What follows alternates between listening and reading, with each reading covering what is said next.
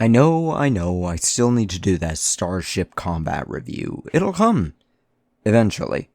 But I'm excited to talk about this, so let me. We're talking about the tabletop RPG that I'm making, Saloon. It's only available in the playtest phase 1 form on my own website, conquerorcreations.com. Link down below, I want to talk about it. The world is not yet in the PDF you can download because I'm still writing it, honestly, but it's essentially an Old West setting, fitting my love of Western films.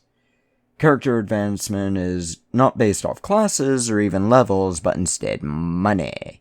Yes, your money is your life, your money, and your experience points. You buy skill advancement and abilities and equipment, all with the same stuff.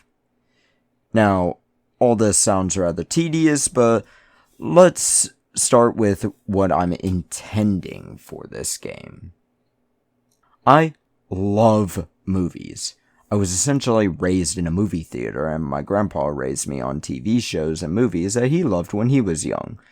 The western, rootin', tootin', shoot-em-ups, with characters facing off against troubles, emotional stability, money needs, and other such things. In order to make your character, you got two options. Pre-made tropes, which is what I'm calling characters, or create your own tropes, CYOT, that sounded better in my head. I say you're allowed 3,000 luckies, the currency, to create a character, and you're given specific number of options for starting equipment. Now, keep in mind, all of these are possibly going to change in the future. But let's start with what I've written of the starting tropes. So far, I've got 16 written out, each one based off character ideas from old Western films.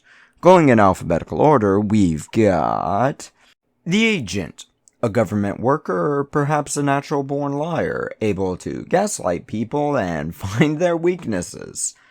The bounty hunter, a man out for the money whether he happened upon it or was looking for it, able to shoot a man in the kneecap. The brawler, bare-knuckle boxer, or perhaps Jet Li, able to put all his energy into his fist to shove off or shove in. The courier, the messenger in New Vegas who got shot in the head and found out it was all rigged from the start. They've got the ability to run through an enemy and slap them hard enough to make them think twice. The detective, a man out to solve a mystery, whether they're getting paid or a man coming out of cryostasis looking for his kidnapped son. They can look at a person and figure out how to talk to them in an instant. Explosive expert. They like things that go boom. They can grab an enemy's explosive and toss it right back at them. The gambler. Pretty straightforward. They're a man who likes risks. They get the ability to lie better, but if they're seen through, everyone at the table is drawing guns. The lawman.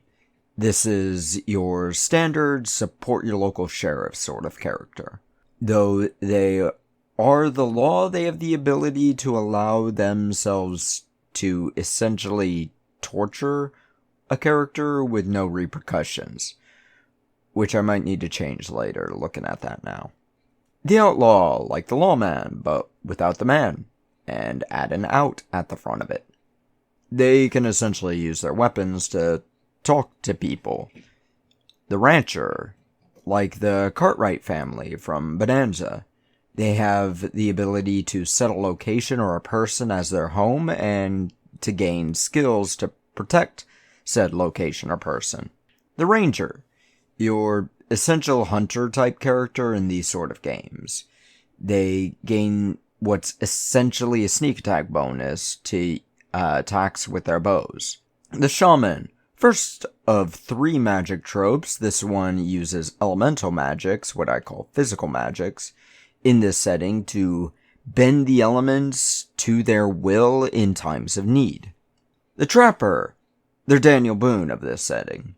You are able to set traps that even the game master, or dealer as I call him, didn't really think about. This is one of those great ones for players who often say, I should have known that. The Wilder, second of the magic tropes.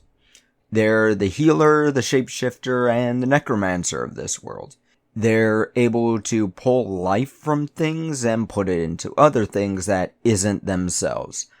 I think I need to clarify that in the PDF, actually. And the Witch Doctor. They combine life magic and physical magic to bend luck and pull fate. Their themes are based off the luck of the hand rather than the skills used for it.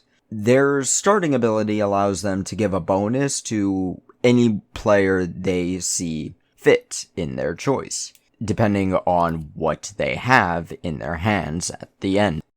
Now, of course, a character isn't fun if they don't have a flaw. I wrote 6, none of which actually affect gameplay. I want to see what people think of them first before I actually have them affect anything. Now, then there's abilities. Abilities are your special combat, talking, or magic stuffs you can do, though most are for a price, whether it's one price paid at use or a change or risk to your character for permanent benefits. There's a ton of these, and more to come. I keep adding more, but I had to delete a few because I realized that some just do the exact same things. Whoops! I also have a lot of enemies, and not even all of those I have written in the PDF form released. There's more now on my document form, and there's more to come. I'm thinking I may release the first book with some, then release more books with, well, more, depending on a lot of things, but let's talk about how the game is actually played. I went over a little bit of character creation, but this game doesn't use dice at all. But instead, it uses a deck of 52 cards, jokers included. You play blackjack, essentially, with everyone first calling the type of hand they want, then getting 2 cards and placing bets on those first 2 cards. The dealer, or game master, has to call each bet. Each player has their own betting pool, so you're not trying to beat your allies there. Starting from the one who initiated the kind of encounter, we go to their left, before everyone has placed their bets. Once bets are placed and the dealer calls, we then start hitting. First player will look at their cards and decide if they want more or no more cards. They're trying to get as close to 21 as possible without going over.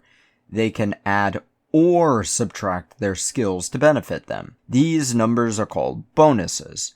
They do not need to use all of their bonus, just up to that number on any hand.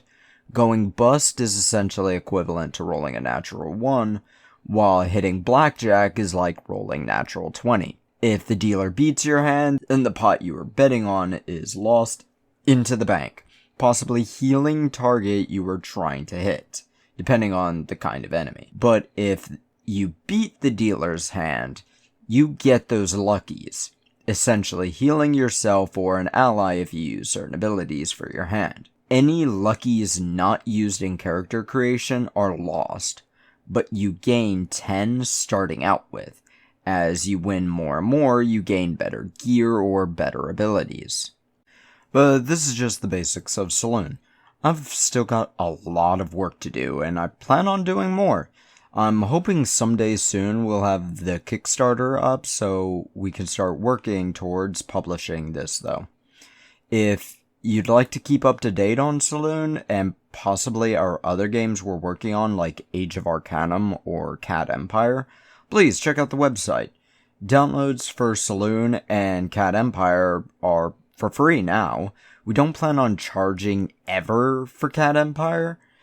You'll only need to purchase the full version of our books, but it will be under the Orc license, which means you'll be not only allowed to make anything you want, but we at Conquer Creations want to be able to promote what you create, taking a sort of Sega approach by saying, hey, you made a thing based off our stuff? Well, It's nice to have you as an official employee. Here's your paycheck. Yeah, Sega apparently did that. I don't know if they still do. Sega! But that's all I got to say for now, so I guess shove off.